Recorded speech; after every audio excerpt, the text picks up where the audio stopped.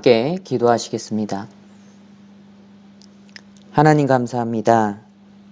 죽어 지옥 갈 수밖에 없었던 불쌍한 저희들을 긍휼히 여기셔서 십자가 위에 주님의 귀한 피를 다 쏟아주시고 우리의 죄를 영원히 없애주심에 감사드립니다.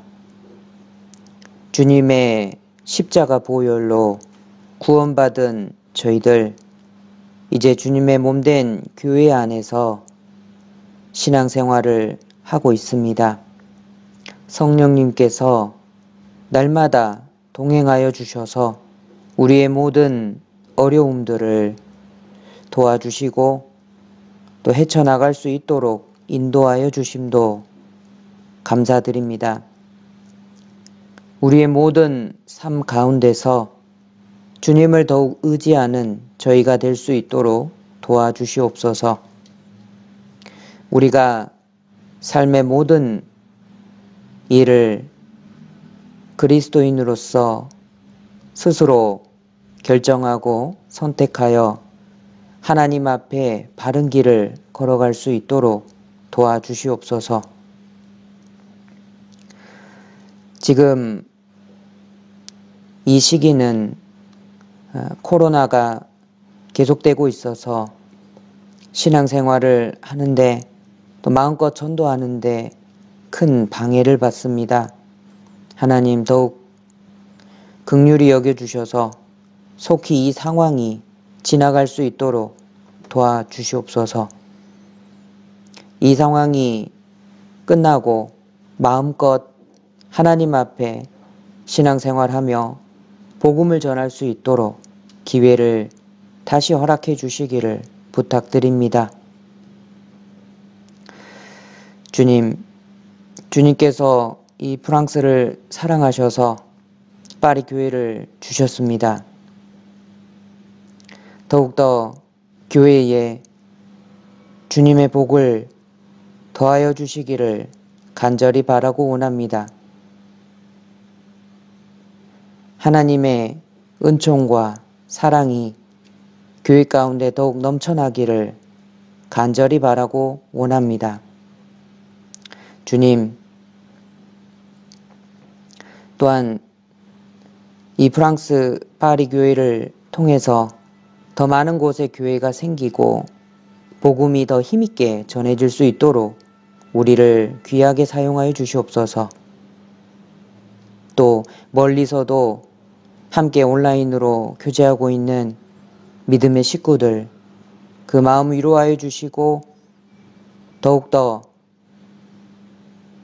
하나님의 편을 선택할 수 있도록 도와주시옵소서. 더욱더 주님의 권능의 손으로 함께하여 주셔서 계신 그곳에서 복음을 전하고 귀한 교회가 세워질 수 있도록 크게 축복하여 주시기를 간절히 바라고 원합니다. 이제 교제를 시작하고자 합니다. 부족한 입술 하나님 함께하여 주시옵소서. 모든 것을 성령님의 손에 의탁드리며 주 예수님 이름으로 기도드렸습니다. 아멘. 사무엘상 15장 말씀을 찾도록 하겠습니다.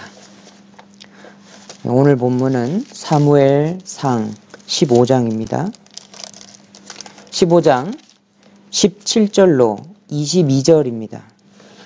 사무엘상 15장 17절로 22절입니다. 찾으셨으면 책갈피를 해 놓으시기 바랍니다. 사무엘상 15장 17절로 22절입니다. 제가 읽어 올리도록 하겠습니다.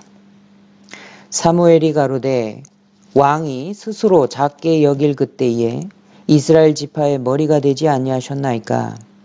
여호와께서 왕에게 기름을 부어 이스라엘 왕을 삼으시고 또 왕을 길로 보내시며 이르시기를 가서 죄인 아말렉 사람을 진멸하되 다 없어지기까지 치라 하셨거늘 어찌하여 왕이 여호와의 목소리를 청종치 아니하고 탈취하기에만 급하여 여호와의 악하게 여기시는 것을 행하였나이까?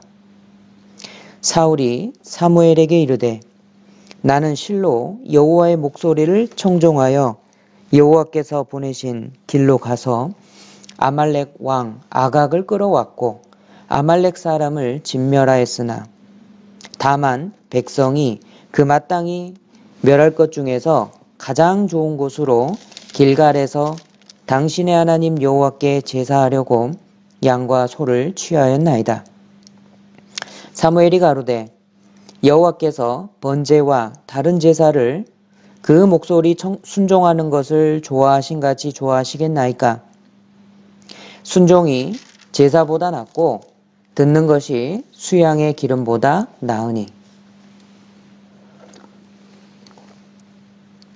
예. 실로 잡아 놓으시기 바랍니다. 다시 돌아오도록 하겠습니다. 예. 사울은 이스라엘의 초대 왕입니다. 이스라엘의 왕으로 기름 부음 받을 때부터 블레셋과 그 전투에서 사울이 죽기까지 성경은 정말 많은 지면을 할애하고 있습니다. 그래서 사울 왕에 대해서 자세하게 기록하고 있습니다. 최초 왕으로 선택받았던 사울의 죽음에 대해서 이 이스라엘 후대 자손들이 이렇게 기록하고 있습니다. 여기 잡아 놓으시고요. 역대상 10장으로 가시죠. 역대상 10장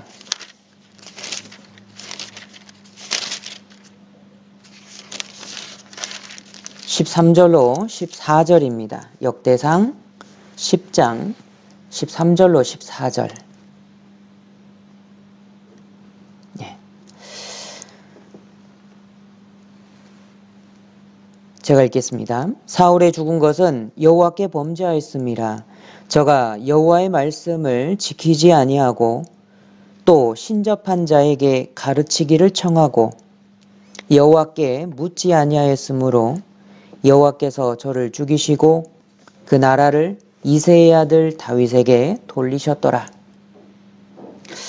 여기 13절 말씀에 보면은요, 사울의 죽은 것은 하고 나옵니다. 그 이유가 무엇이냐? 여호와께 범죄하였음이라. 이렇게 말씀하고 계십니다. 그러면 어떻게 한 것이 주님께 범죄한 것인가?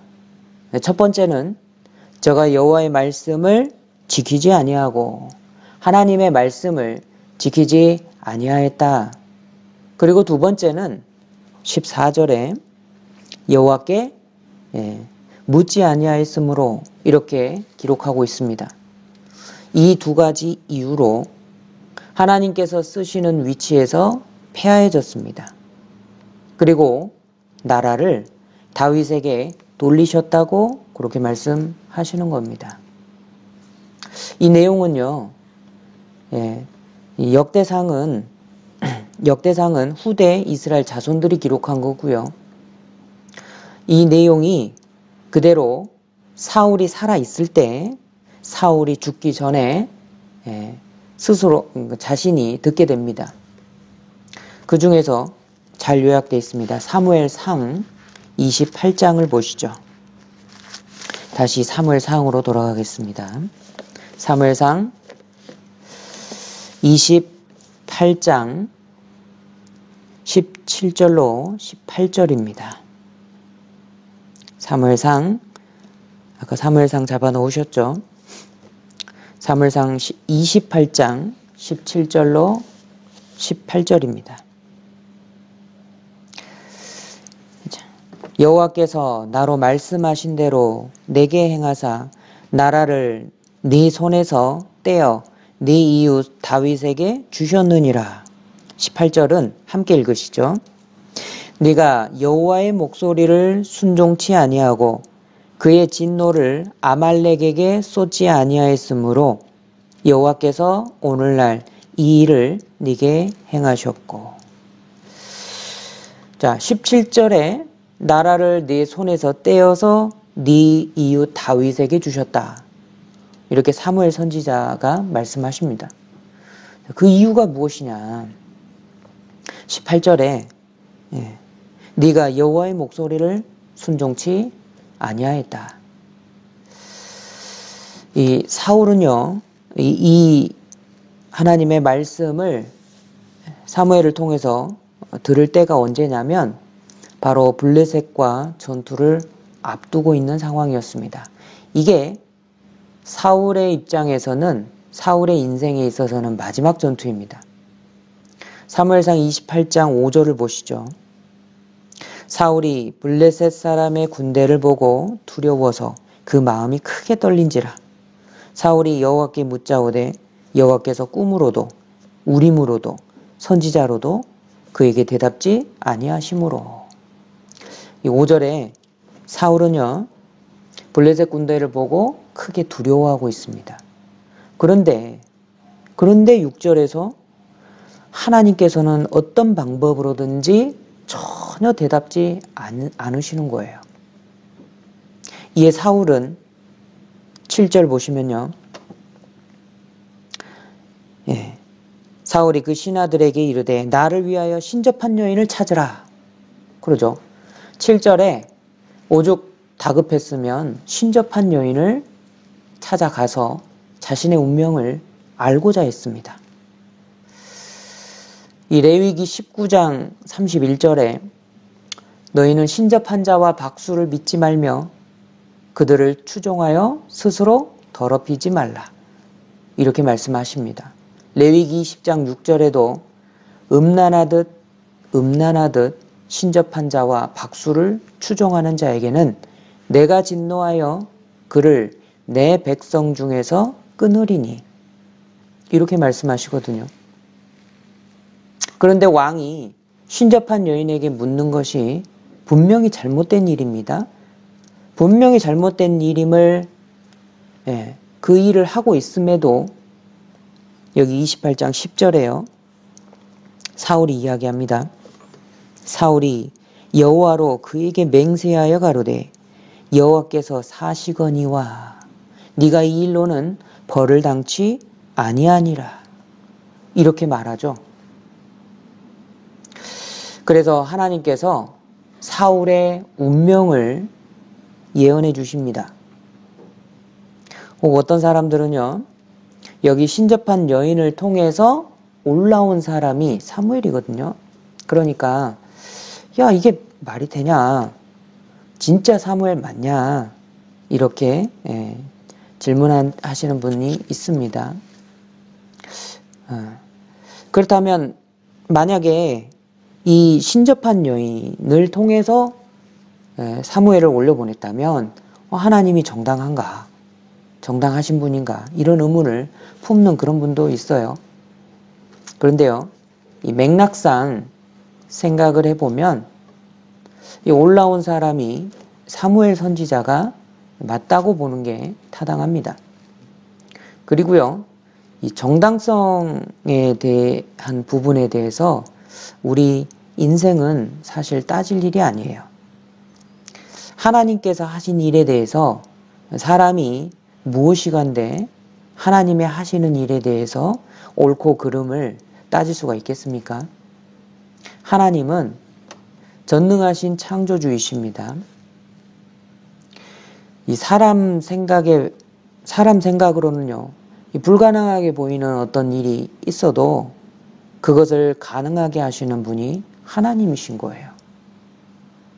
또 주님은 모든 인생의 하나님이십니다.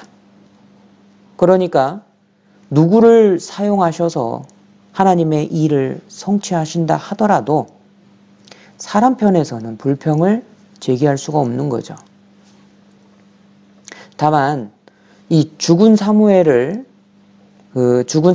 영혼을 이 생에 불러오는 일, 이렇게 불러 올리는 이 일이요, 하나님께서 선택하신 방법이 아니라는 것을 우리는 알아두어야 됩니다. 이 전쟁 때문에 두려워하고 다급한 사울이 9절에 보면은요, 여인이 그에게 이르되 네가 사울의 행한 일 곧 그가 신접한 자와 박수를 이 땅에서 멸절시켰음을 아나니. 네, 9절에 보면은 자신이 직접 멸절시켜 정리했던 사람들이 신접한 사람들이에요. 그런데 8절에서 변장하고 다시 찾아가죠. 사울이 다른 옷을 입어 변장하고 두 사람과 함께 갈새. 그러니까 변장하고서라도 몰래 찾아간 겁니다. 이에 하나님께서 이적과 같은 일로 사울의 패망을 예언하신 거다. 이런 측면에서 생각을 정리하는 게 맞을 겁니다. 이 예언하신 내용이요. 17절 보시면 나라를 네 손에서 떼어내서 이웃 다윗에게 주셨다. 이 내용이거든요. 그 이유가 뭐냐? 18절에 네가 여호와의 목소리를 순종치 아니하고 그의 진노를 아말렉에게 쏟지 아니하였으므로 이렇게 돼 있죠. 이 이유가 뭐냐면 하나님의 목소리를 순종치 아니하였기 때문이다 라고 말씀하여 주십니다. 그리고요, 이 순종하지 아니한 일을 말씀하시면서 이 아말렉 진멸하지 않은 일에 대해서 언급하시는 거예요. 그 내용이 본문으로 읽었던 사무엘상 15장의 내용입니다. 다시 사무엘상 15장 잡아 놓으셨던 곳으로 돌아가겠습니다. 사무엘상 15장 펴 놓으시고요. 사실 이때 이 불순종한 것은요, 이 15장에서 불순종했죠. 근데 이번 15장에서 불순종한 것은 두 번째 불순종한 것임을 우리는 알아야 됩니다. 사무엘 13장에서 블레셋과 전투를 벌입니다. 그런데 사울이 보니까 이 이스라엘 백성들이 두려워서 흩어지는 거예요. 그리고 사무엘 선지자는, 믿고 있는 사무엘 선지자는 이레를 약속했습니다. 이레 7일이거든요. 7일 안에 왕에게 가겠습니다. 이렇게 사무엘 선지자가 말을 해줘요. 그런데 7일이 다 돼가는데 사무엘 선지자는 오지 않고 있습니다. 그러니까 마음에 더 불안한 거예요.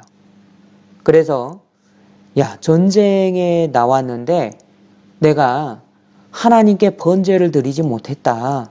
가서 번제물 가져와라. 해서 번제를 드려버리거든요. 이거는 왕이 할 일이 아니었습니다. 너무나도 잘못된 일이에요. 그래서 그런데 사무엘이 이제 도착하죠. 근데 사무엘이 약속했던 그 일의 그 끝부분에 도착한 거예요. 그러니까 사울은요, 끝까지 기다리지 못하고 주변에 백성이 흩어지고 앞에 있는 이 블레셋은 강해 보이고 이런 위급한 상황을 보고 범죄를 한 겁니다. 그래서 사무엘은 이런 사울을 책망하고 그 자리를 떠나버리죠. 그래도 하나님은 자비하신 분이에요.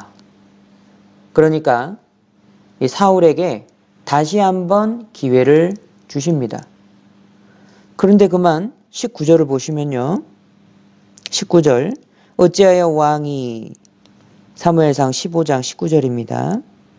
어찌하여 왕이 여호와의 목소리를 청종치 아니하고 탈취하기에만 급하여 여호와의 악하게 여기시는 것을 행하였나이까. 그러니까 19절에서는 탈취하기에만 급했다. 그래서 여호와의 목소리를 청종치 않았다. 그래서 이 사건으로 말미암아 사울은요, 하나님에게 버림받습니다. 먼저 이 사울 왕이 구원을 받았나, 이 부분을 좀 궁금해 하시는 분들이 많아요. 그런데 사울의 그 구원 여부에 대해서는 논하지 않겠습니다. 다만 말씀드릴 수 있는 게 있다면 기름 부음이 물론 성령님의 임재하시는 것을 뜻합니다. 그런데 이 구약 시대에는요, 하나님께서 쓰시기 위해 성령님이 임하시기도 하십니다. 또 그 사람이 합당치 못하거나 혹은 하나님의 일을 다 이루신 후에는 성령님께서 떠나시기도 합니다. 그래서 기름 부음이 있었다 해서 구약시대 기름 부음이 있었다고 해서 꼭 구원받았다. 성령님의 임재가 있었기 때문에 구원받은 게 아니냐 이렇게 말할 수는 없습니다. 꼭 기름 부음이 구원을 뜻하는 것은 아닙니다. 그런데 신약은 좀 달라요.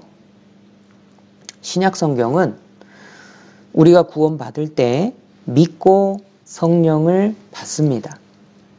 그리고요, 너희 안에 예수 그리스도께서 계시는 줄 너희가 스스로 알지 못하느냐? 그렇지 않으면 너희가 버리운 자니라. 오히려 성령님을 받고 성령님이 내 안에 계시지 않다면 그 사람은 구원받은 게 아니다 라는 것을 신약 성경에는 말씀하고 계셔요.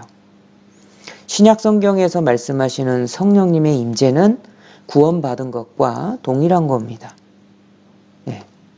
그런데 이 구약 성경에서는요, 하나님께서 하나님의 역사를 이루시기 위해서 어떤 사람을 들어서 쓰시기 위해 기름을 붓고 성령님이 임재하시기도 합니다.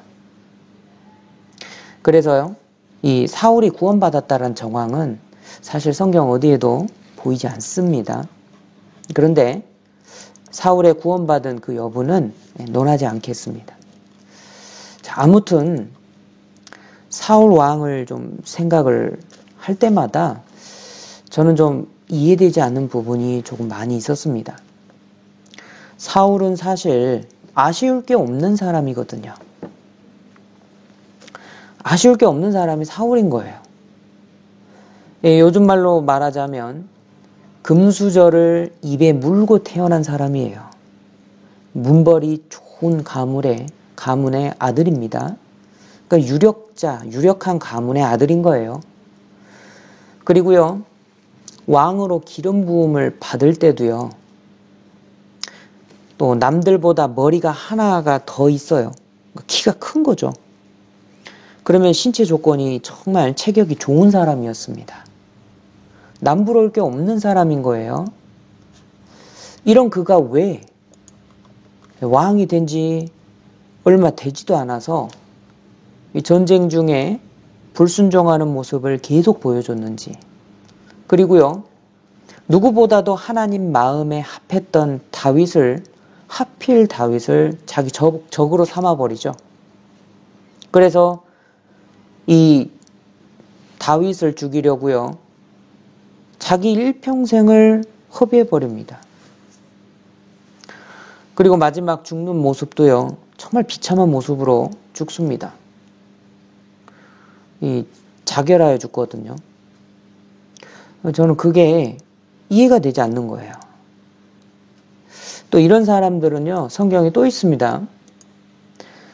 시작도 좋고 중간도 좋아요. 근데 끝이 안 좋은 사람들이 있습니다. 누가 생각나시죠? 솔로몬. 그리고요, 중간중간에 인간적이고 좀 순수한 모습을 보여주는 사람도 그러니까 순수한 모습 좀 보여주는데, 그런데 끝까지 악한 왕으로 남은 왕도 있습니다. 왕비 이세벨의 남편이었던 아하번.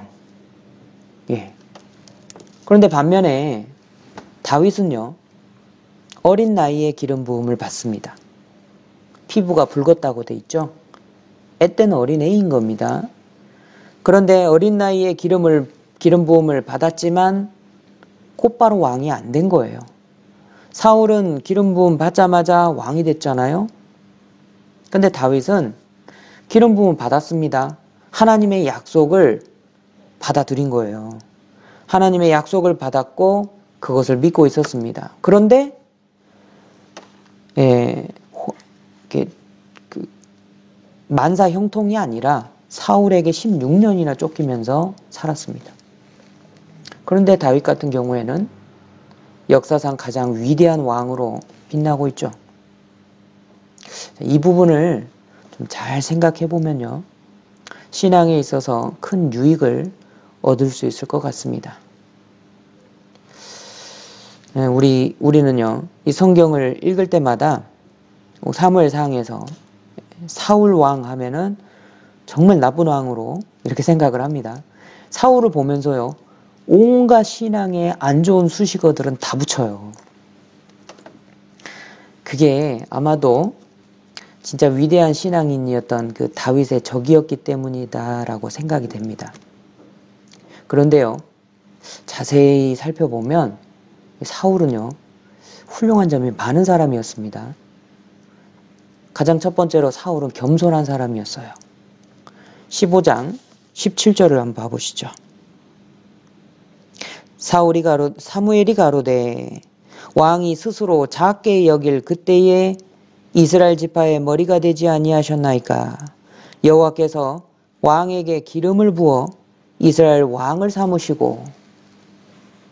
이 사울은요, 겸손한 사람이었습니다. 실제로 사울은요, 아버지의 명령에 순종했던 사람이에요. 사무엘상 9장으로 한번 가볼까요? 사무엘상 9장 3절입니다. 3절, 사울의 아비 기스가 암나기들을 잃고 그 아들 사울에게 이르되 너는 한 사환을 데리고 일어나 가서 암나기들을 찾으라. 예. 그래서 암나기를 찾아서 4절 보시면요, 에브라임 산지도 가고 살리사 땅으로도 두루 다니고 사알림 땅으로도 두루 다니고요, 그리고 베냐민 사람의 땅으로도 두루 다녔습니다.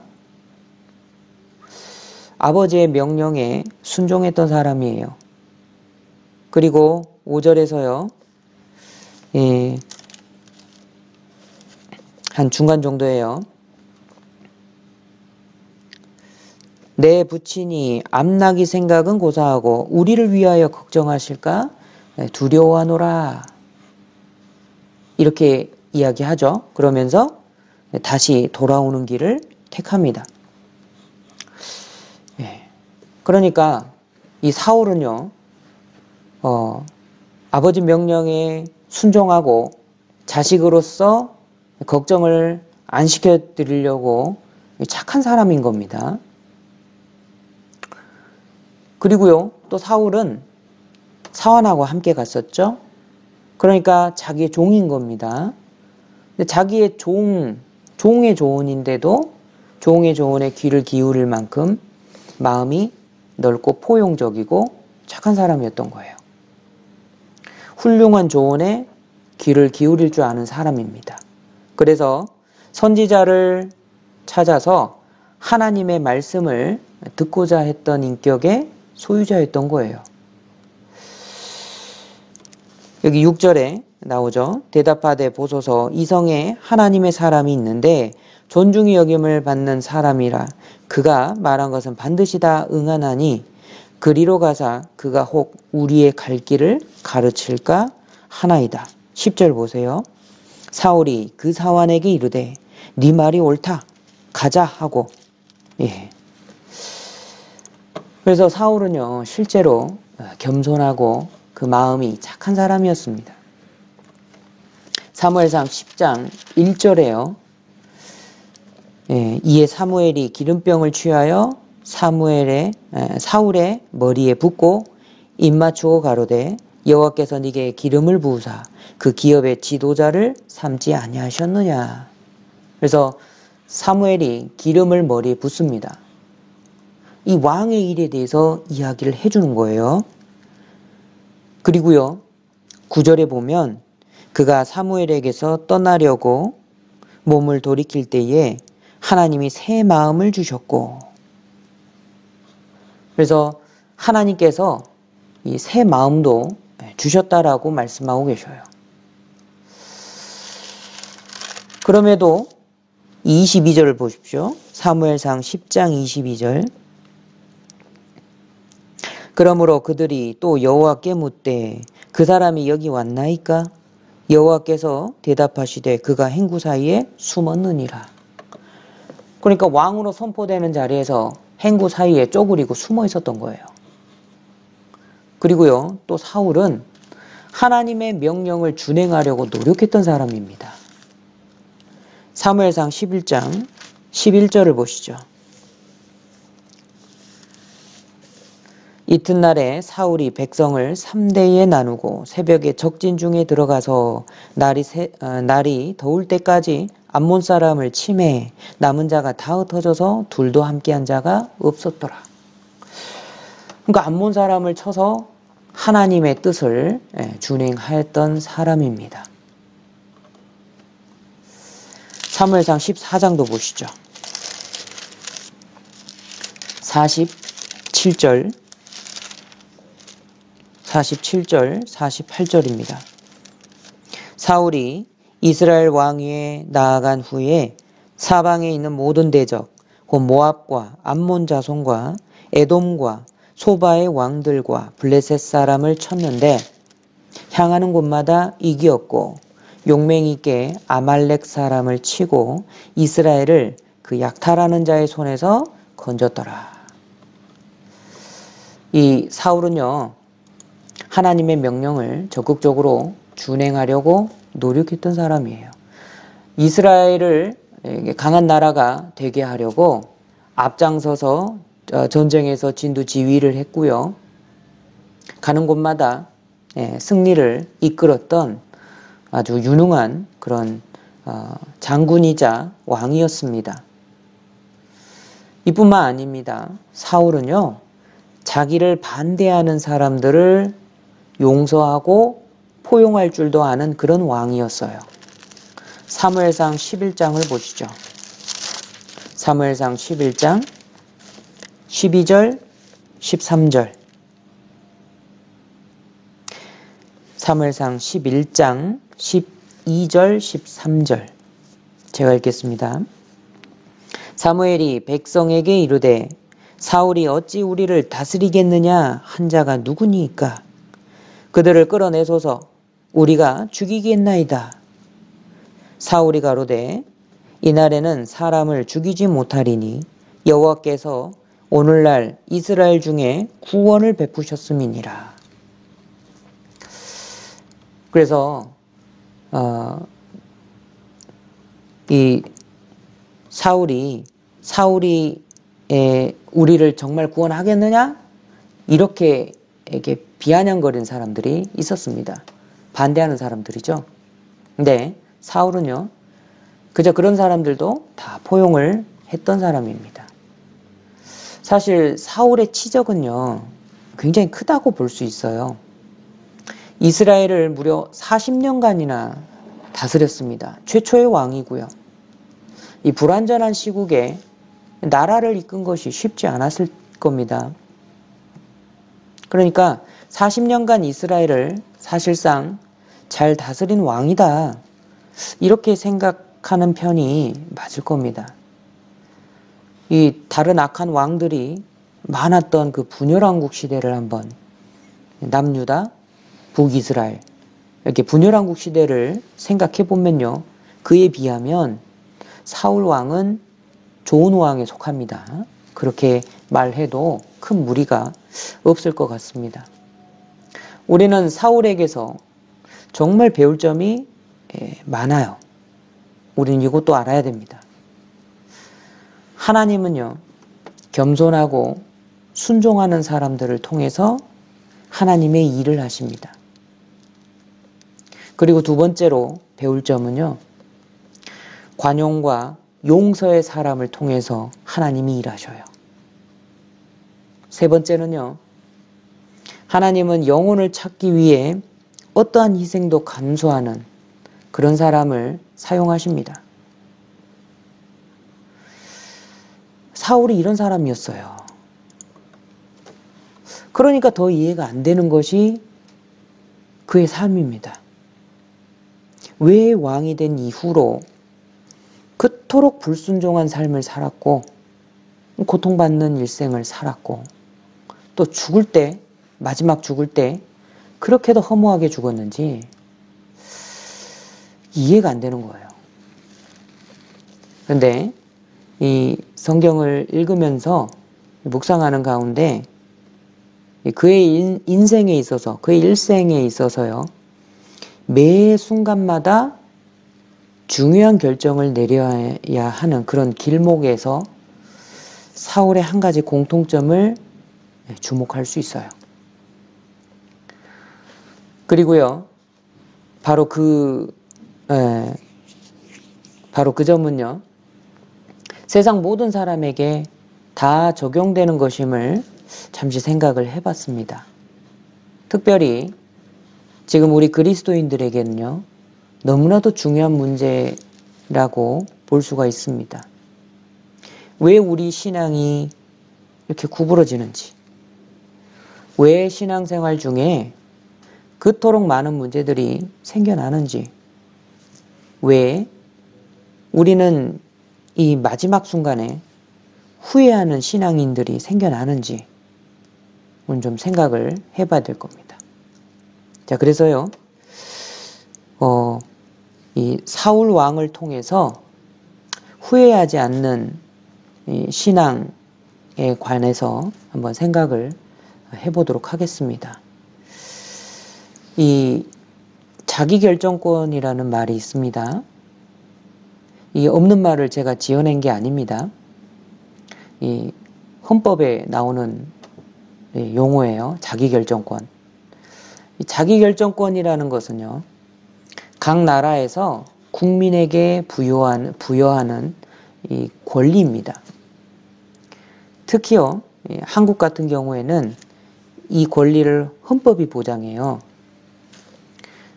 이게 뭐냐면 국가 권력으로부터 간섭받지 않고 일정한 그 개인적인 사적인 사항에 대해서 스스로 결정할 수 있는 자의적인 권리를 자기결정권이라고 합니다. 자기결정권의 이 근거가 어디에서 나오냐면 대한민국 헌법 제10조가 보장하고 있습니다. 10조가 보장하고 있는 개인의 인격권 그리고 행복 추구권 여기에 전제된 개인의 자기 운명 결정권이다. 이렇게 정의를 할 수 있어요. 그러니까 쉽게 말하자면요. 자기 결정권이 무엇인가? 개인에 있어서 자기 운명은 자기가 스스로 결정할 수 있는 권리다. 라고 말할 수 있습니다. 이 스스로 결정하는 자기 권리예요. 그리고 이 자기가 결정하는 이 권리에 따라서 자기가 결정 내리죠. 그에 따라 일정 부분 책임이 동반하는 그런 권리입니다. 사실 이건 중요한 거예요. 아마 이런 권리가 있는지 몰랐던 분들이 계실 겁니다. 이 사울의 가장 큰 문제는 처음부터 자기 결정권을 행사하지 않아요. 사울은요, 자기 결정권 행사하는 거에 대해서 배우지 못한 것 같습니다. 혹 배웠다 하더라도 자기 결정권을 끝까지 자기 결정권을 행사하지 않아요. 그러니까 무언가를 어떤 일을 할 때 또 어떤 직분에 오를 때 자기가 결정해서 그 일을 하지 않는다라는 겁니다. 주로 하나님의 결정에 맡겨서 자기가 행하고 주변 사람들, 백성의 눈치를 보고 자기가 행하고 이방인들의 눈이 무서워서 이방인들의 그 어떤 그 눈이 두려워서 결정권을 잘못 행사하는 거예요. 그래서 그 모습들을 좀 빠르게 살펴보도록 하겠습니다. 먼저 아버지의 암나귀를 찾으러 갔던 때 있죠. 사무엘상 9장입니다. 사무엘상 9장 3절로 5절 여기에 보면 사울의 아비기스가 말하죠. 가서 암나기들을 찾으라. 그래서 이 암나기를 찾으러 간 이 문제에 대해서 순종하였습니다. 그런데 암나기를 찾아오는 것은요. 사실 이 결정을 누가 한 거냐면 아버지가 한 거예요. 아버지가 결정을 했고 명령을 했습니다. 그래서 사울은 순종하는 것을 결정했습니다. 자기가 결정했다라고 보여지는데 다시 자기의 결정권으로 이게 행한 게 아닌 거예요. 그러니까 5절에 보세요. 5절에 보시면 사환에게 이르되 그죠? 사환에게 이르되 돌아가자. 그러니까 자기 결정이 아니기 때문에 끝까지 가지 못하는 겁니다. 여기에 적절한 핑계가 있죠. 뒤에 나옵니다. 내 부친이 암나기 생각은 고사하고 우리를 위하여 걱정하실까 두려워하노라. 그러니까 자기 결정이 아니었기 때문에 끝까지 가지 못하고 포기해버리고 그리고 아버지가 우리를 너무 걱정하시는 게 아니냐. 그러니까 아버지의 결정으로 결국은 또 미루는 거 보셔요. 그리고요. 6절에 그 사환이 이야기하죠. 우리 선지자 찾아갑시다. 그러니까 선견자를 찾아가서 묻자라는 사환의 조언에 그게 좋아 보이니까요. 금방 또 자신의 마음을 바꿔버리잖아요. 그러니까 집으로 돌아가자라는 결정도 사실은 자기 결정이 또 아니었던 겁니다. 무언가를 심사숙고하고 행동하기 전에 심사숙고하고 자기가 결정을 내리고 행동하는 게 아니라 그때그때 옆 사람에 의해서 상황에 의해서 그 결정을 휙휙 바꿔버리는 거예요.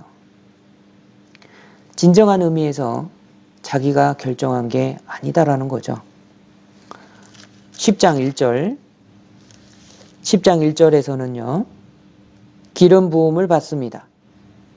왕으로 부름을 받는 문제예요. 왕으로 부름 받는 이 일에 있어서도 사실 사울이 이 부분에 있어서 왕으로서 부르심 받은 하나님께 감사하고 왕으로 부름 받았으니까 그 직분에 최선을 다하고자 이 자기 결정을 한 게 아니었다라는 거예요. 이 16장을 보시죠. 16절을 보시죠. 사무엘상 10장 16절 사울이 그 숙부에게 말하되 그가 암나기들을 찾았다고 우리에게 분명히 말하더이다 하고 그 다음 함께 읽으시죠. 사무엘에 말하던 나라의 일은 고하지 아니하니라. 기름 부음은 받았는데 이 부분만 쏙 빼놓고 이야기하는 거 보셔요. 자신은 여전히 결정하고 있지 않습니다. 기름 부음을 받았는데도요. 그래서 21절을 보셔요. 21절 마지막입니다. 기스의 아들 사울이 뽑혔으나 찾으셨죠? 기스의 아들 사울이 뽑혔으나 그를 찾아도 만나지 못한지라. 왜요? 22절에 행구 사이에 숨어버린 거예요. 겸손하기 때문에 자기가 작다라는 거, 자기의 작음을 깨달아 합니다. 그리고 왕의 직분이 너무나도 무겁다라는 것을 알아요. 그러니까 부담을 가질 수 있습니다.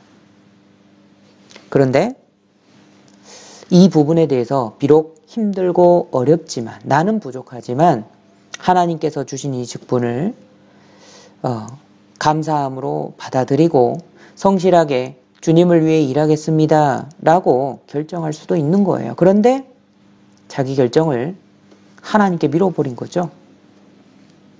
이러면 나중에요. 뭔가 일이 틀어지고 뭔가가 잘못되기 시작하면 하나님을 원망하는 거예요. 왜냐하면 자기가 선택한 게 아니거든요. 하나님이 나를 시켰거든요. 그러니까 일이 잘못되면 하나님을 원망합니다. 그리고요. 하나님께 대드는 경우도 있어요. 네. 이 사무엘상 13장도 함께 보시죠. 13장 11절 함께 읽도록 하겠습니다. 사무엘상 13장 11절. 사무엘이 가로되 왕의 행한 것이 무엇이뇨? 사울이 가로되 백성은 나에게서 흩어지고 당신은 정한 날에 오지 아니하고 블레셋 사람은 믹마스에 모였음을 내가 보았으므로. 예. 그러니까 이 11절에서 말씀하시는 게 뭡니까? 백성은 떨고 흩어지고 있습니다. 사무엘은 이래를 약속했는데 이래가 다 되도록 오지 않아요. 늦게 오는 것 같아요. 이 앞에 보니까 적군 블레셋은 모여가지고 전쟁하려고 하고 있습니다. 너무 두렵잖아요. 그러니까 이 왕이 해서는 안 될 번제를 스스로 드려버리는 거 보세요. 이번에는요. 백성이 사울의 이 중요한 문제에 대해서 백성이 결정을 내린 거예요. 또 어려운 상황 있죠? 블레셋과 전투라는 이 어려운 상황, 두려운 상황이요. 사울의 자기 결정권을 뺏어가 버린 겁니다. 그리고요. 사무엘이 늦게 왔잖아요. 누가 기름 부었죠? 사무엘이 기름 부었습니다.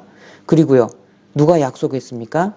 사무엘이 이래 안에 오겠다라고 약속을 했어요. 그러니까 이 결정권을 사무엘한테도 넘겨줘 버리는 거 보세요. 그러니까 사무엘을 핑계하고 사실 이 원망하는 그 의미가 들어있는 겁니다. 왜냐면요. 이 12절의 근거가 나와요. 12절 함께 읽으시죠. 12절. 이에 내가 이르기를 블레셋 사람은 나를 치러 길갈로 내려오겠거늘 내가 여호와께 은혜를 간구치 못하였다 하고 부득이하여 번제를 드렸나이다. 여기서 주목해서 봐야 될 단어가 뭐냐면 부득이하여예요. 예. 부득이하여. 강압을 받았다라는 거죠. 이런 상황들에 의해서, 백성들에 의해서 당신이 늦게 온 것 때문에 내가 부득이하여 내가 번제를 드렸습니다. 난 잘못한 거 없어요. 사울이 번제를 드린 게 자기가 결정한 게 아니라 이런 상황들과 백성, 사무엘 당신이 결정한 겁니다. 이런 말이에요. 그리고요. 사무엘상 14장 24절도 보시죠. 24절에요. 이날에 이스라엘 백성이 피곤하였으니 이는 사울이 백성에게 맹세시켜 경계하여 이르기를 저녁 곧 내가 내 원수에게 보소하는 때까지 아무 식물이든지 먹는 사람은 저주를 받을지어다 하였습니다. 그러므로 백성이 식물을 맛보지 못하고 이 사울이요. 전쟁에서 이기고 싶은 그 마음이 있었습니다. 그래서 무모한 맹세를 해버려요. 그래서 저녁 곧 내가 원수에게 보소하는 때까지 아무 식물이든지 먹는 사람은 저주를 받을지어다. 저주를 선언해버리거든요. 이게 이제 잘했든 잘못했든 자기가 결정을 한 듯 보이죠. 그런데 31절 여기에 보면은요. 31절에 그날 백성이 아무것도 못 먹어가지고 심히 피곤했습니다. 그래서요. 32절에 백성이 이에 탈취한 물건에 달려가서 양과 소와 송아지들을 취하고 그것을 땅에서 잡아 피 있는 채 먹었더니 그러니까 피째 고기를 먹어버린 거예요. 그러니까 이 사울이요. 24절에서 저주까지 선언을 한 자기 결정을 뒤집어 엎습니다. 34절을 함께 읽으시죠. 또 가로되 너희는 백성 중에 흩어져 다니며 이르기를 사람은 각기 소와 각기 양을 이리로 끌어다가 잡아먹되 피 있는 채 먹어서 여호와께 범죄하지 말라 하매 그 밤에 모든 백성이 각각 자기의 소를 끌어다가 거기서 잡으니라. 그러니까 이리로 끌어다가 잡아 먹으라고 자기 결정을 뒤집어 버리잖아요. 그리고 핑계하는 게 뭡니까? 여호와께 범죄하지 말라. 결국에는 하나님 때문에 자기 결정을 철회합니다. 이렇게 핑계하고 있는 거예요. 이때 사울이 내렸던 아무 식물이든지 먹는 사람은 저주를 받을지어다. 이 결정은 사울이 내린 건가요? 그리고 사무엘상 14장 39절도 보시죠. 이스라엘을 구원하신 여호와의 사심으로 맹세하노니 내 아들 요나단에게 있다 할지라도 반드시 죽으리라. 또 뭐라고 말합니까? 네. 하나님의 사심으로 맹세하노니 이게요. 이 사울이 죽을 때까지 자기 입에 달고 있는 거예요. 여호와의 사심으로 맹세하노니. 죽을 때까지 자기 입에 답니다. 끝까지 하나님을 팔아요. 하나님이 이렇게 한 거다. 나는 아니다. 이거를 끝까지 팔아요. 근데 여호와의 사심으로 맹세하노니 맹세한 거거든요. 요나단이 발각된다 할지라도 요나단 반드시 죽일 거다. 그런데요. 44절에 요나단이 나와버려요. 요나단이 딱 걸립니다. 그래서요.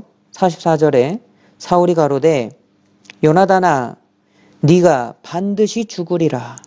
그렇지 않으면 하나님이 또 하나님 나오죠.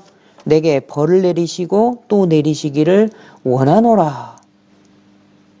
그래서 죽이려고 이렇게 했는데 45절에 백성이 사울에게 말하되 그래서요. 백성이 말립니다. 그랬더니 또 하나님의 이름으로 맹세한 그 말도 또 철회해버려요. 핑계는요. 이 결정은 누가 내린 거죠? 백성이 원해서. 결국 자기가 결정을 안 하는 겁니다. 어떤 일을 할 때 자기가 결정을 하고, 그러니까 결정을 하기 전에 충분히 기도하고 심사숙고를 한 다음에 그 다음에 자기가 결정을 하고 그 이후에 하나님이 인도하시는 길을 따라서 좋아 보이든 안 좋아 보이든 그 길을 가는 게 맞는데 자기가 결정을 안 하다 보니까요. 이렇게 했다가 상황이 안 좋아지면 철회해버리고 이렇게 했다가 자기가 불리할 것 같으면 하나님 핑계대고 백성 핑계대고 여기 35절 보시면요. 사울이 여호와를 위하여 단을 쌓았으니 이는 그가 여호와를 위하여 처음 쌓은 단이었더라. 처음으로 여호와를 위해서 단을 쌓는데 글쎄요. 이 마음이 진심이었는지 알 길이 없는 겁니다. 어떤 결정을 내리고 단을 쌓았는지 그건 모르겠어요. 사무엘상 15장 12절을 보시죠.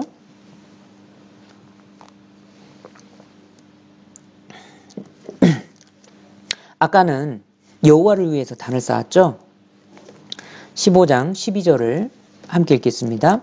사무엘이 사울을 만나려고 아침에 일찍이 일어났더니 혹이 사무엘에게 구하여 가로되 사울이 갈멜에 이르러 자기를 위하여 기념비를 세우고 돌이켜 행하여 길갈로 내려갔다 하는지라. 이제는요. 자기를 위해서 기념비를 세우는 거 보세요. 벌써 신앙에서요. 이 신앙의 길에서 너무나도 멀리 가버린 상태인 겁니다. 20절에 사울이요. 사무엘에게 이렇게 이야기하죠. 나는 실로 여호와의 목소리를 청종하여 이렇게 이야기합니다. 19절에 사무엘이 책망을 하거든요. 그러니까 20절에 나는 진짜 여호와의 목소리를 청종했다. 하나님이 시켰잖냐. 보세요. 사울은요, 모든 일에, 모든 중요한 일에 자기가 결정 안 합니다. 자기가 결정 안 하고, 자기가 어떤 일을 하면서, 다른 사람의 결정을 따라가요. 자기 결정권을 넘겨줘 버린 거죠. 그러니까 하나님이 결정하셨으니까 나는 하나님의 명령에 순종했다. 나 이렇게 잡아왔잖냐. 이젠 대드는 겁니다. 또요. 21절 보세요. 자, 다만 백성이, 여기서 다만이 중요한 거예요. 다만. 누가요? 백성이 하나님 여호와께 제사하려고 좋은 거는 남겨놨어요. 이렇게 또 핑계하죠. 30절도 보겠습니다. 사울이 가로되 내가 범죄하였을지라도 청하옵나니 내 백성의 장로들의 앞과 이스라엘의 앞에서 나를 높이사 나와 함께 돌아가서 나로 당신의 하나님 여호와께 경배하게 하소서. 왕이면 여호와 하나님을 경배하는 게 당연합니다. 그게 너무나 당연한 거예요. 그런데 하나님 여호와께 경배하는데 앞에 누가 붙어 있나요? 백성의 장로들이 있고 이스라엘 백성이 앞에 있는 겁니다. 이제 사울의 모든 결정권은 이스라엘 백성과 이스라엘 장로들에게 넘어가 버렸어요. 사무엘상 18장도 보시죠. 사무엘상 18장 7절 8절입니다. 자, 여인들이 뛰놀며 창화하여 가로되 함께 읽으시죠. 사울의 죽인 자는 천천히요 다윗은 만만히로다 한지라. 8절도 함께 읽겠습니다. 사울이 이 말에 불쾌하여 심히 노하여 가로되 다윗에게는 만만을 돌리고 내게는 천천만 돌리니 그에 더 얻을 것이 나라밖에 무엇이냐 하고 그날 후로 사울이 다윗을 주목하였더라. 자, 이제 사울은 천천히고 다윗은 만만이다. 여인들이 이렇게 칭찬을 했습니다. 이 여인들에게 자기 결정권을 또 넘겨줘 버려요. 이 듣고 기분 나쁠 수도 있죠. 사람인지라 기분 나쁠 수도 있습니다. 그런데 기분 나빠도요. 이 다윗을 적으로 삼는 문제는 정말 큰 문제거든요. 왜냐하면 하나님 마음에 합한 자 다윗, 이 블레셋의 그 골리앗, 감히 엄두도 못 냈던, 싸워볼 엄두도 못 냈던 그 골리앗을 이 물맷돌 한 방에 그냥 쓰러뜨린 다윗이거든요. 다윗과 하나님이 함께 한다라는 게 바로 보였습니다. 이 다윗을 적으로 삼는 문제는 너무나 중요한 문제예요. 아무리 기분이 나빠도 그 부분에 있어서 자기가 결정할 수 있거든요. 그런데 이 여인들에게 자기 결정권을 넘겨줘 버렸어요. 또 다윗을 대적으로 삼는 이 일에요. 요나단한테 또 핑계 대잖아요. 네가 도와줘서 그렇다고. 그리고요. 이 마지막으로요. 마지막까지 그렇습니다. 사무엘상 31장 4절 함께 읽어보시죠. 그가 병기든 자에게 이르되 네 칼을 빼어 나를 찌르라. 할례 없는 자들이 와서 나를 찌르고 모욕할까 두려워하노라. 하나 병기든 자가 심히 두려워하여 즐겨 행치 아니하는지라. 이에 사울이 자기 칼을 취하고 그 위에 엎드러지매. 결국 사울 왕이 자기 칼로 그 위에 엎드러져 가지고 자결한 겁니다. 그런데요, 그 이유에 대해서 말하고 있죠. 4절 처음 봐보세요.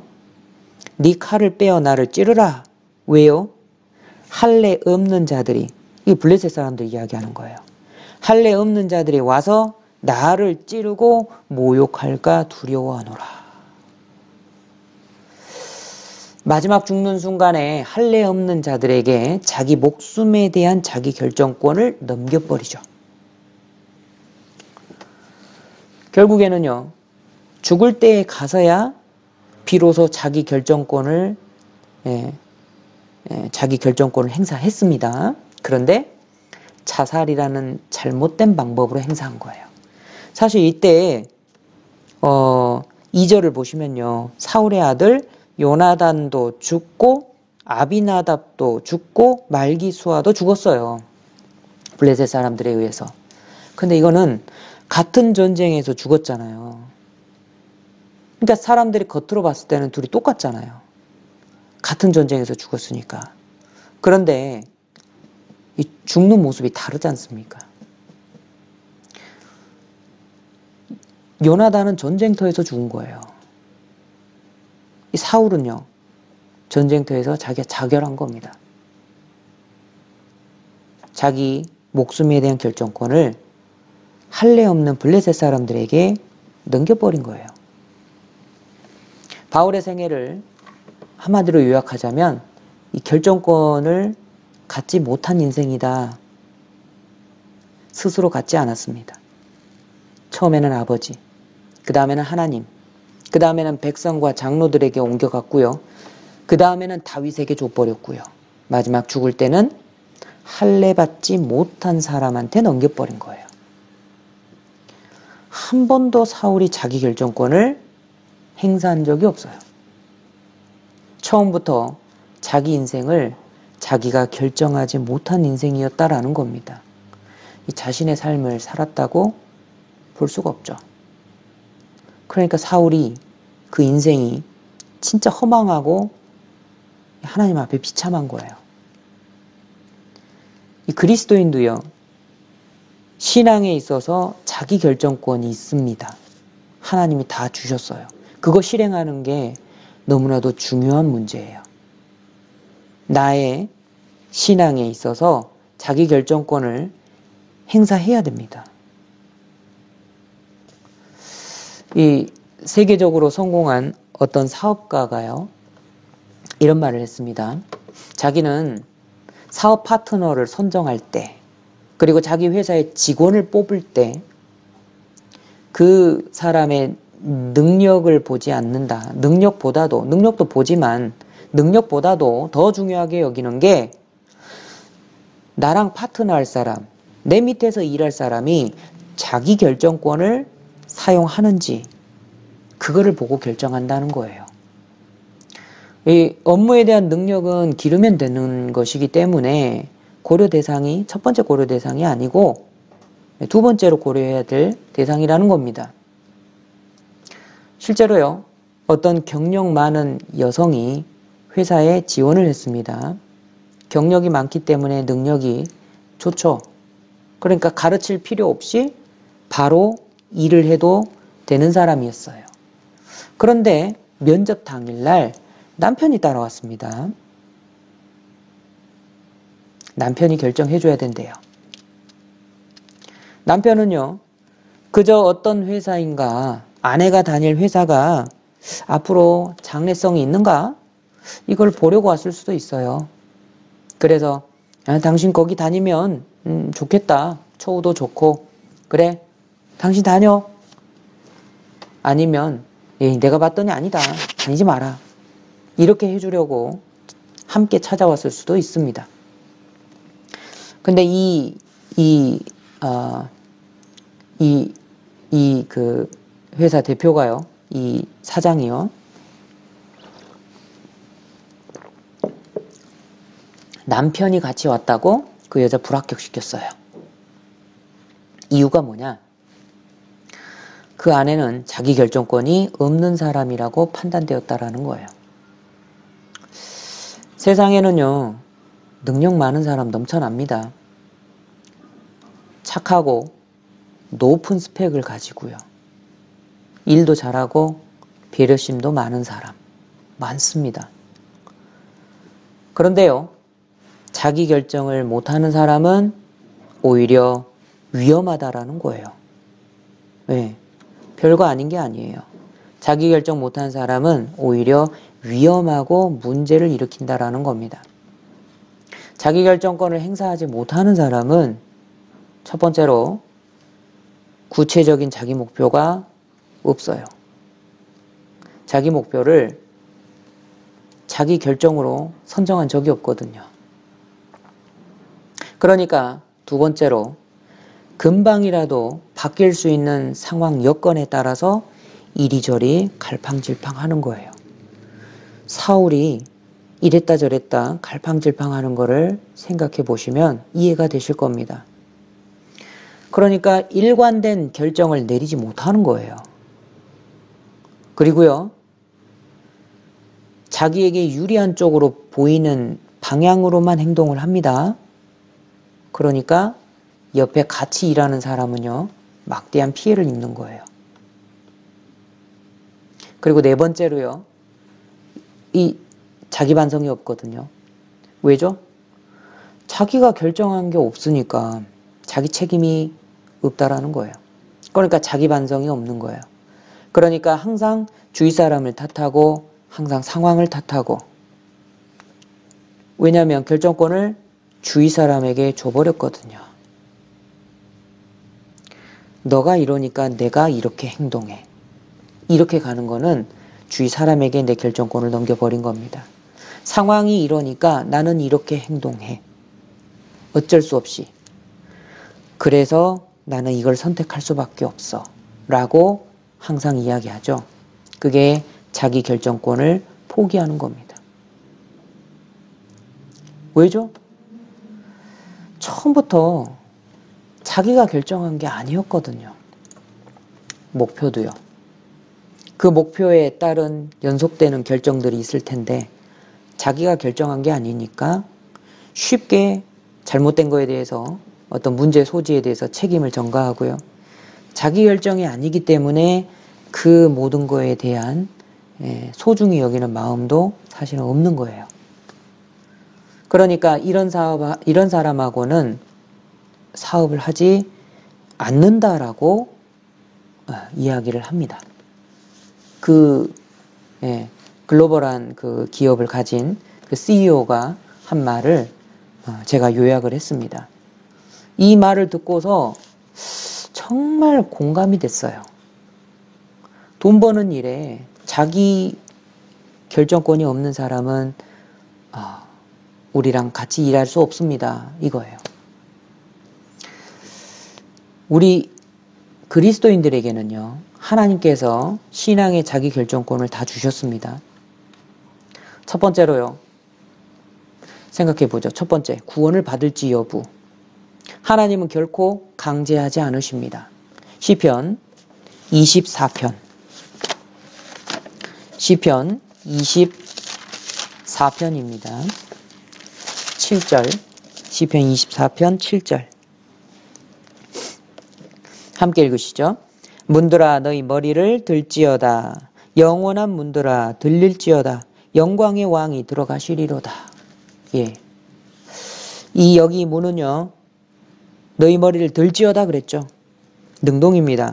영원한 문들아 들릴지어다 그랬죠. 우리의 마음 문은요, 들려야 됩니다.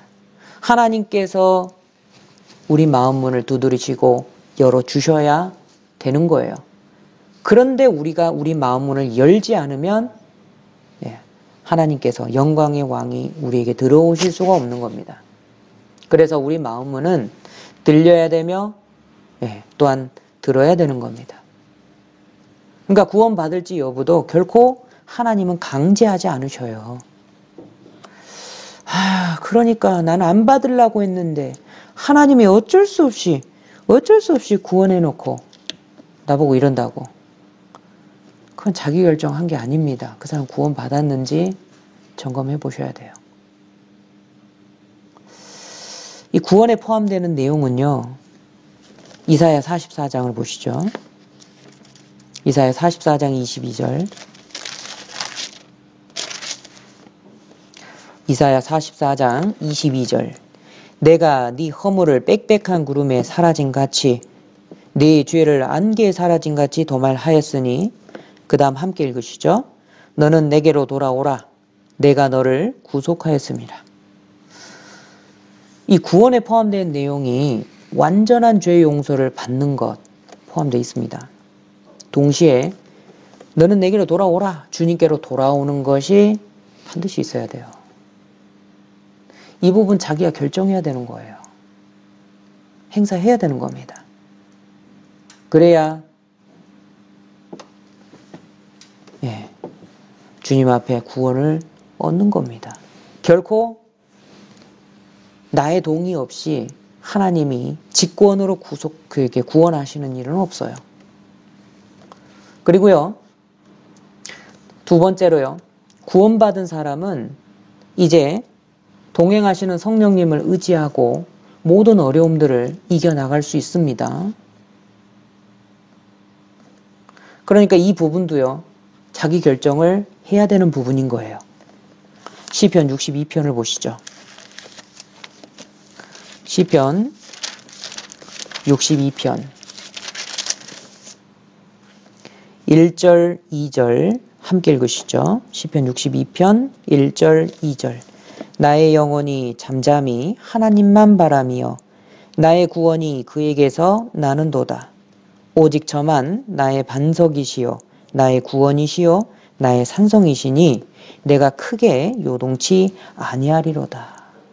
그리고요 5절로 7절입니다. 또 함께 읽으시죠. 나의 영혼아 잠잠히 하나님만 바라라. 대저 나의 소망이 저로조차 나는도다. 오직 저만 나의 반석이시요 나의 구원이시요 나의 산성이시니 내가 요동치 아니하리로다.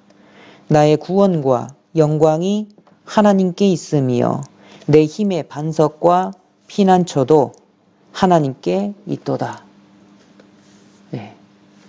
주님을 의지하고 신앙생활의 모든 어려움들을 주님만 바라보고 헤쳐나갈 것인지 이 부분도 자기가 결정을 해야 되는 부분이에요. 남이 결정해 주는 거 없습니다. 신앙생활 하는데 내 남편이 결정해 줄 수 없고 내 아내가 결정해 줄 수 없어요. 분명히 기도하고 자기 결정권을 행사하는 사람은 어떤 풍랑이 와도 건져주시고 위로하시고 인도해 주시는 하나님을 의지하면서 살아갈 수 있는 겁니다. 왜죠? 그렇게 하기로 자기가 결정했거든요. 다른 사람 핑계하지 않습니다. 어려운 상황을 핑계하지 않습니다. 그리고요, 또 이런 사람은 다른 사람의 신앙도 붙잡아 줄 수 있는 사람이 되는 거예요. 62편 8절입니다. 함께 읽으시죠. 백성들아 쉬시로 저를 의지하고 그 앞에 마음을 토하라. 하나님은 우리의 피난처시로다. 다른 사람의 신앙도 붙잡아 줄 수 있는 사람이 되는 겁니다. 그리고요, 세 번째로 신앙의 중요한 일들을 결정한 이 사람들은요, 세 번째로 자기 결정으로 선택한 길이기 때문에요, 혹시 안 좋아 보이는 일들이 생겨도 옆 사람을 원망하지 않아요. 옆 사람은 탓하지 않습니다. 사무엘 하 16장을 보시죠. 주로 다윗의 이야기와 많이 대조가 되죠. 사울과 다윗은요, 정말 극과 극입니다. 반대입니다. 사무엘 하 16장 7절 제가 읽겠습니다. 사무엘 하 16장 7절 시므이가 저주하는 가운데 이와 같이 말하니라. 피를 흘린 자여 비루한 자여 가거라 가거라. 이 다윗 왕이 쫓길 때요, 쫓겨갈 때 급하게 도망가고 있습니다. 그러니까 시므이가요, 피를 흘리는 자여 비루한 자여 가거라 저주하는 겁니다. 너가 사울 왕의 자리를 너가 뺏었잖냐. 그러니까 하나님께서 너를 저주하시는 거다. 하고 다윗 왕에게 이게 저주를 퍼붓는 거예요. 근데 옆에 있는 사람들은요, 저 심의 저 개 같은 자가 왕을 능멸합니다. 명령해 주십시오. 제가 죽이겠습니다. 이렇게 이야기하는데요. 다윗은요, 다윗은 그렇게 하지 못하도록 이렇게 만류합니다. 11절에요. 사무엘하 16장 11절. 또 아비새와 모든 신복에게 이르되 내 몸에서 난 아들도 내 생명을 해하려 하거든. 하물며 이 베냐민 사람이랴. 여호와께서 저에게 명하신 것이니 저로 초조하게 버려두라. 그러니까 안 좋아 보이는 일, 어떤 그 고난이 생기면요, 옆 사람 원망하거나 탓하지 않아요. 자기 결정으로 모든 일들을 해왔거든요. 또 하나님 앞에 각자 인생 목표가 모두 있기 때문에요. 옆 사람 모습에 불평하지 않습니다. 이 사람 목적과 내 목적이 달라요. 그러니까 쉽게 판단하지도 않습니다. 자기 결정한 사람은요, 네 번째로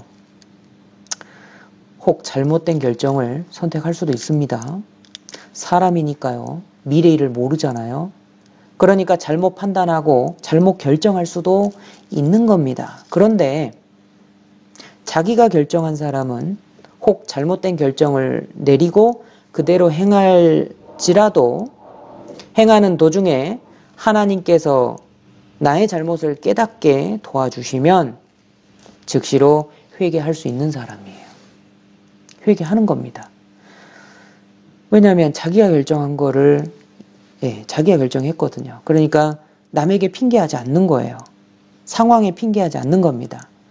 사무엘하 12장 7절입니다. 사무엘하 12장 7절.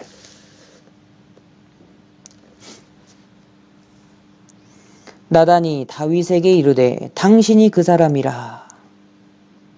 그래서 이 우리아의 아내 밧세바를 취하고 간음죄죠.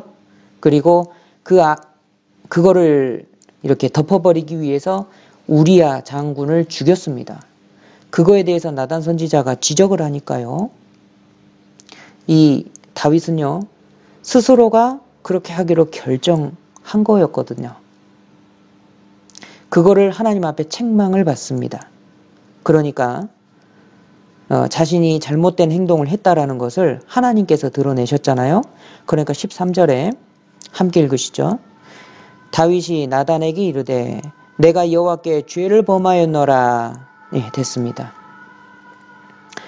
다윗은요, 바로 알았습니다. 하나님께서 내 죄를 드러내셨구나.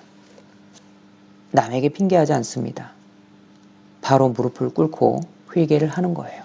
어쩔 수 없이 그랬다고 핑계하지 않습니다. 왜죠? 처음부터 자기 의지로 결정한 것이기 때문에 그것에 대해서 중하게 여기는 그 마음이 있고 끝까지 책임감이 있는 겁니다. 이렇게 그리스도인들에게요, 우리 자기 신앙에 대해서 자기 결정권을 하나님이 다 주셨어요. 그리고 이 신앙의 결정권은 행사해야만 합니다. 행사하지 않는 경우에는 문제들이 발생하게 돼 있어요. 내 결정권을 내 아내에게 넘겨줘 버리고, 내 결정권을 내 자식들에게 넘겨줘 버리고, 내 신앙의 결정권을 어려운 환경에 넘겨줘 버리면 안 되는 겁니다. 그런데요, 이제까지 나는 자기 결정권이라는 게 있는 것도 몰랐다. 그래서 상황에게, 주변 사람들에게 내 결정권을 넘겨줘버린 삶을 살아왔다. 그리고 이제서야 내가 뭔가를 결정하고 하려고 하니까 잘 안 된다. 어떻게 해야 됩니까? 어렸을 때 이런 것을 배우지도 못했기 때문에 또 몸에 체득도 안 돼 있고요. 그러니까 생각하고 행동하기가 정말 어려운 거예요. 어떻게 해야 됩니까? 먼저 말씀드리고 싶은 거는요. 부모님들은요. 자기 자녀에게 자기 결정권을 가르치셨으면 좋겠습니다. 책임감 있게 결정하고 행동하도록 옆에서 도와줘야 됩니다. 요즘에는 엄마 아빠들이 과잉보호합니다. 그거는요, 아이의 결정권을 부모가 뺏어서 부모가 대신 결정해줘 버리는 거죠. 억압할 수도 있습니다. 그거는요, 결정권을 눌러버리는 거예요. 자녀의 의견을 무시하는 것 때문에 우리 교회학교 아이들이 정작 구원받아야 될 그 나이에 예수님을 나의 구주로 받아들일 것인지 그 부분에 대해서 자기 결정을 못하는 아이들이 정말 많다라는 거 알아야 됩니다. 그러니까 자기 결정을 못하니까 고등학교, 대학교 올라가가지고 정말 내가 받은 구원이 이게 내가 지식으로 받았는지 정말 구원 받았는지 모르겠어요. 이런 아이들이 나오는 거예요. 중요한 문제입니다. 아이들에게 자기 결정을 할 수 있도록 그 결정권을 넘겨주시고 올바로 선택할 수 있도록 잘 설명해주고 도와줘야 됩니다. 그리고 나 자신에게 있어서는요. 생각해보죠. 이제까지 삶을 내가 바꿀 수 있나요? 과거에 이렇게 행해버린 것들은 내가 바꿀 수 없습니다. 그래서 우리는요. 이 마음의 선을 이렇게 딱 그어야 돼요. 과거에 대해서는 좀 선을 그을 필요도 있습니다. 그리고요. 다 결정 못하죠. 그런데 딱 한 가지는 결정할 수 있어요. 그게 뭘까? 자기 이름은 결정할 수 있어요. 다른 거는 뭐 상황, 환경, 다른 사람과 얽혀 설켜 있기 때문에 내가 결정을 내리기가 어려운 게 많다고 하지만 내 이름은 내가 결정할 수 있습니다. 이것부터 시작했으면 좋겠어요. 그런데 내 이름 결정하는 게 이 시작이 사실은 처음이고 중간이고 끝이라고 말할 수 있습니다. 한번 따라해 볼까요? 나의 이름은 그리스도인입니다. 한 번 더 해볼까요? 내 이름은 그리스도인입니다. 따라 하셨죠? 따라했다고 스스로 결정한 것이라고 말할 수 없습니다. 저 때문에 억지로 따라서 결정했다면요. 억지로 따라서 결정했다면 나중에 또 문제가 생길 겁니다. 그때 가서는요. 저를 원망하는 사람들이 생겨날 거예요. 왜죠?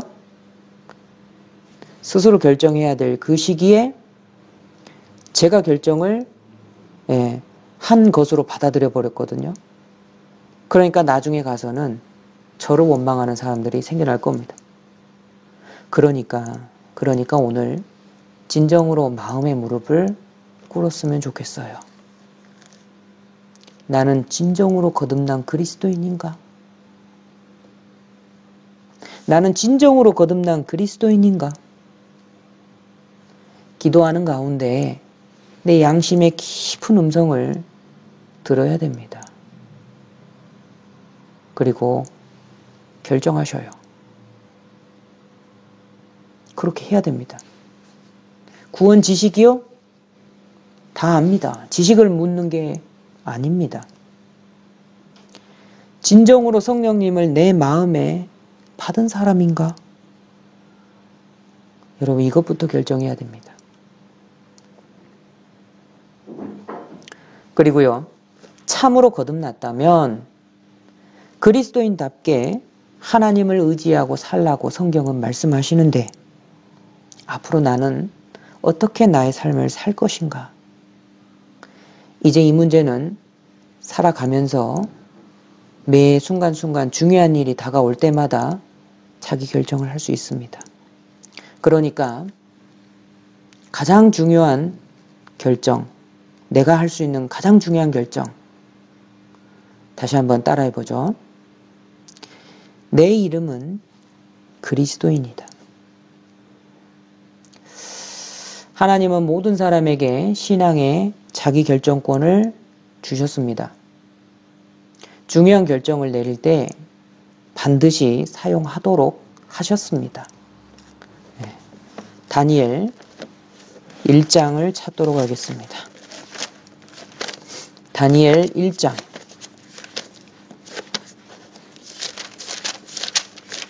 다니엘 1장 8절입니다. 다니엘 1장 8절. 찾으셨으면 함께 읽도록 하겠습니다. 다니엘은 뜻을 정하여 왕의 진미와 그의 마시는 포도주로 자기를 더럽히지 아니하리라 하고 자기를 더럽히지 않게 하기를 환관장에게 구하니. 다니엘은 뜻을 정하여. 구원받은 사람으로서 다니엘은 자기 신앙을 자기 결정을 하였습니다. 많은 어려움이 찾아왔습니다. 그 결정으로 인해서요.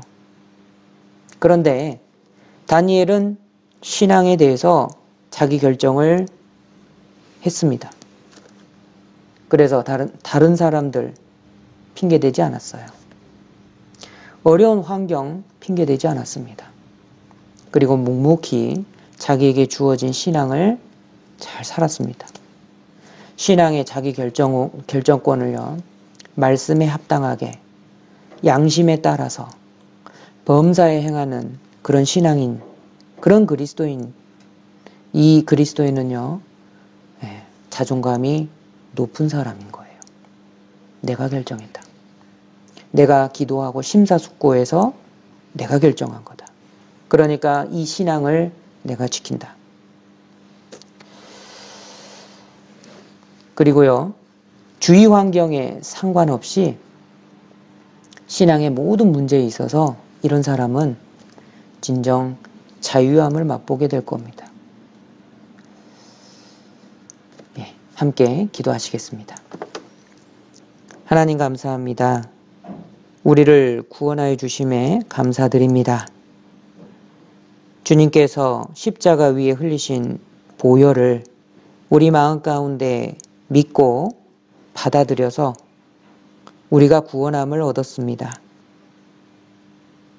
또한 주 성령님께서 함께 동행하심에 그 또한 알고 주님과 동행하는 것을 선택하고 주님의 도우심을 선택하고 주님을 의지하여 모든 어려움들을 이겨나가는 것을 우리는 선택하였습니다.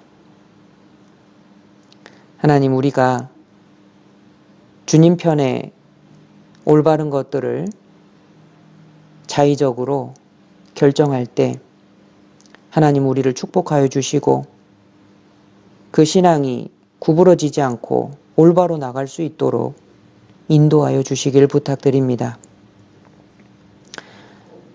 우리 사랑하는 파리교회 형제 자매님들, 우리 중 어느 누구도 다른 사람 때문에 자기 신앙의 결정권을 포기하는 사람이 생기지 않도록 도와주시옵소서.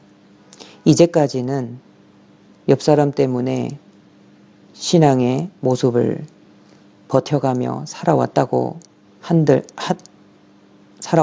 하지만 이제부터는 모든 신앙의 결정을 내게로 가져오고 주님 앞에 기도하고 심사숙고하여 잘 선택하고 그 결정에 따라서 힘있게 행하는 그런 능력 있는 그리스도인이 될 수 있도록 도와주시옵소서. 주님의 사랑과 은총이 사랑하는 우리 모든 형제 자매님들 위에 함께하기를 간절히 바라고 원합니다. 오늘 말씀 가운데 또 함께하여 주신 주님께 감사드리며 주 예수님 이름으로 기도드렸습니다. 아멘.